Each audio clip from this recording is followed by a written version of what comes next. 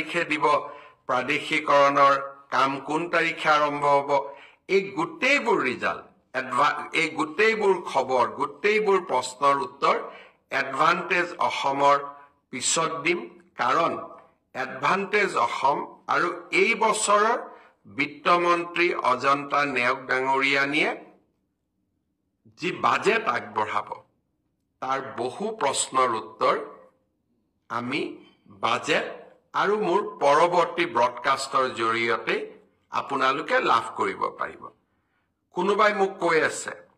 যে বিহালীৰ আইমাতৃসকলক আপোনাৰ প্ৰশ্ন মই চাই ল'ম আৰু গোটেই কেইটা প্ৰশ্নৰ উত্তৰ মই এডভান্টেজ অসমৰ পিছত আপোনালোকক দিম বিশেষকৈ এডিআৰই ৰিজাল্ট কোন তাৰিখে দিব অসম পুলিচৰ ৰিজাল্ট কোন তাৰিখে দিব প্ৰাদেশিকৰণৰ কাম কোন তাৰিখে আৰম্ভ হ'ব এই গোটেইবোৰ ৰিজাল্ট এই গোটেইবোৰ খবৰ গোটেইবোৰ প্ৰশ্নৰ উত্তৰ এডভান্টেজ অসমৰ পিছত দিম কাৰণ এডভান্টেজ অসম আৰু এই বছৰৰ বিত্তমন্ত্ৰী অজন্তা নেওগ ডাঙৰীয়ানীয়ে যি বাজেট আগবঢ়াব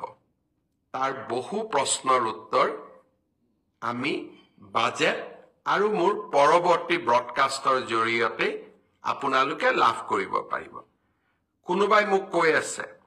যে বিহালীৰ আইমাতৃসকলক